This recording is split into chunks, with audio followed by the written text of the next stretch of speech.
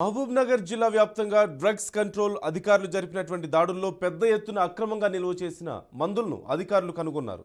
మహబూబ్ నగర్ మండలం పాలకొండ గ్రామంలో new life care clinic పేరుతో అక్రమంగా నిల్వ ఉంచినటువంటి antibiotics, steroids, anti ulcer drugs మొదలైన 36 రకాల మందులను స్వాధీనం చేసుకున్నారు.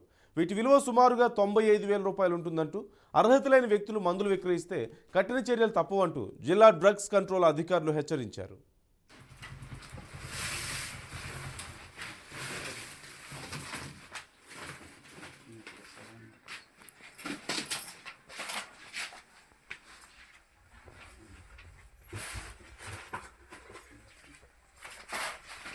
ఎవరు బాబు?